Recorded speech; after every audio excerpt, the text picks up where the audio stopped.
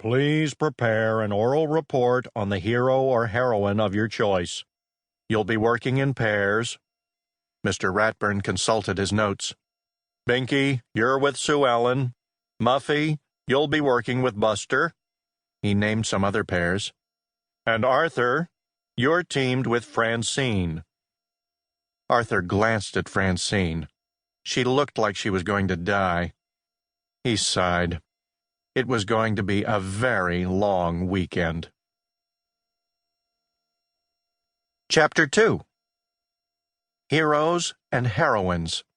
That's what Arthur and Buster talked about on their way home from school. Who's your favorite? Buster asked. I mean, there are a lot of heroes to choose from. I know we're studying the ones from real life. But what about Robin Hood or Hercules? Or the Bionic Bunny, said Arthur. Buster nodded. Exactly, he said. Arthur wasn't sure he had a favorite.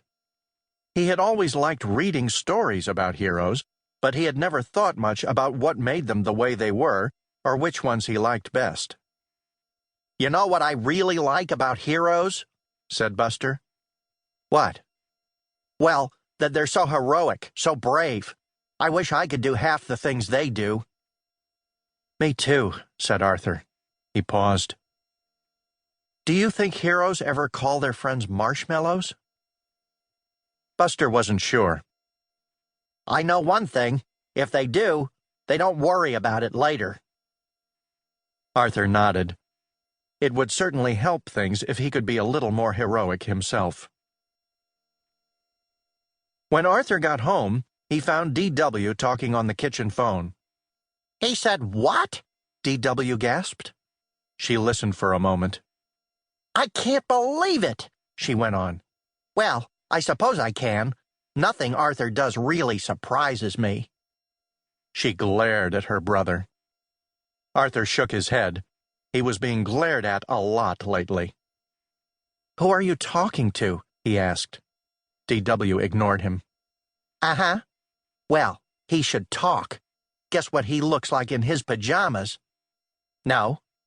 No, but I like that one. Give up? D.W., Arthur shouted. A dumpling. He looks like a soggy dumpling. Arthur reached for the phone. D.W. held up her hand to stop him. Okay, she said. I'll tell him. Bye. She hung up the phone.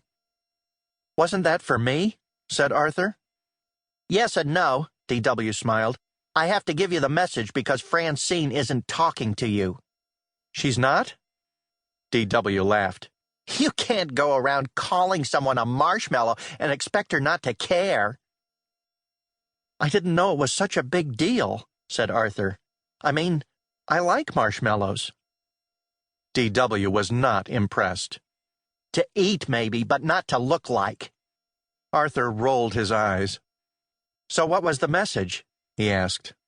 Francine says to meet her at the library tomorrow at 3, but you can't speak to her because she's not speaking to you. Arthur sighed. D.W. stuck her nose in the air. And I don't blame her.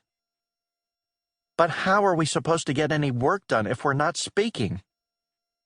D.W. wagged her finger at him. You should have thought of that before you started calling people names. And with that, D.W. went upstairs, leaving Arthur thinking that if he were a hero, he wouldn't be in this mess. Chapter 3. The next afternoon, Arthur ran up the steps of the Elwood City Library just as the clock struck 3. Phew, he thought. He had been playing in the backyard with Pal and had lost track of the time, so he had needed to hurry. If Francine had to wait for him, that would just give her something else to complain about. Inside the library, Arthur saw the librarian, Miss Turner, standing by the reference desk. Francine was with her. Hello, Miss Turner, he said. The librarian looked up from the book she was consulting. She smiled. Good afternoon, Arthur. Francine was just telling me about your report. Arthur had hoped that Francine might have used up her glare by now, but as she turned toward him, he could see that it was still going strong.